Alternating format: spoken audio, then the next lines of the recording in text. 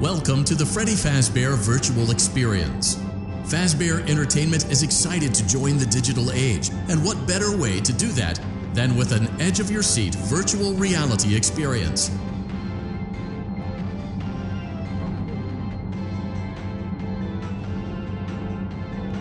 We know that Fazbear Entertainment has developed something of a bad reputation over the last few decades, and while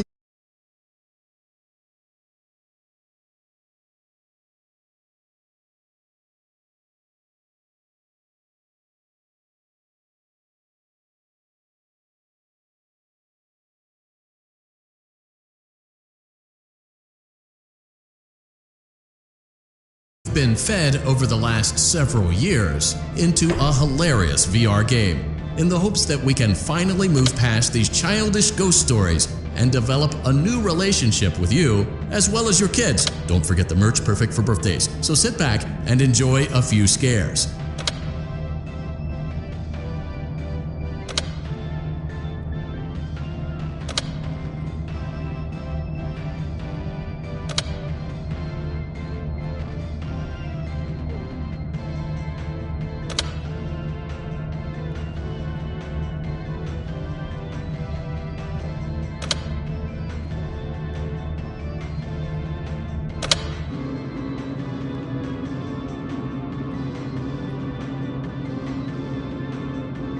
We do, however, ask that you agree to a simple waiver before you play.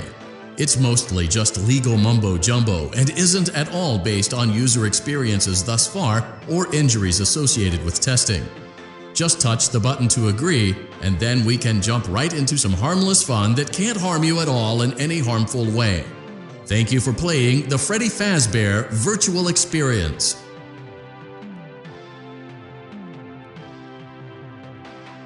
You acknowledge that Fazbear Entertainment is not responsible for accidental digital consciousness transference, real-world manifestations of digital characters, nightmares, night terrors, night sweats.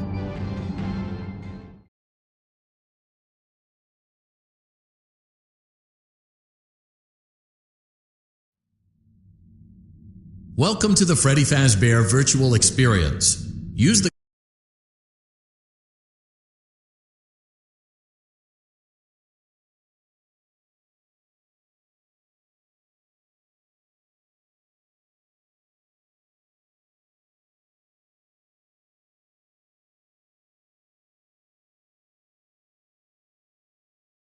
completely controlled environment.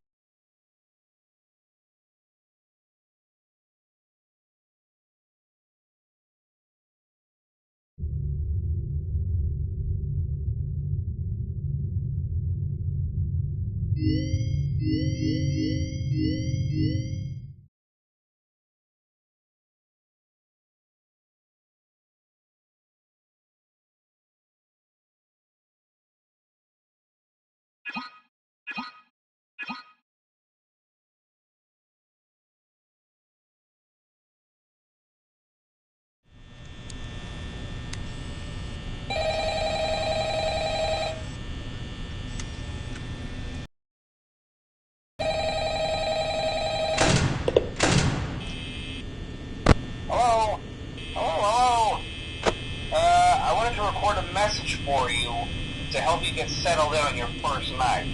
I actually worked in that office before you. I'm finishing up my last week now, as a matter of fact, so I know it can be a bit overwhelming, but I'm here to tell you there's nothing to worry about. You'll do fine. So let's just focus on getting you through your first week, okay?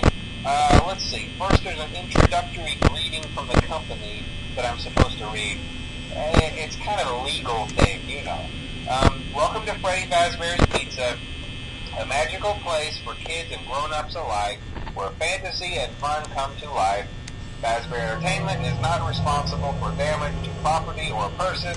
Upon discovering that damage or death has occurred, a missing person report will be filed within 90 days, or as soon as property and premises have been thoroughly cleaned and bleached, and the carpets have been replaced.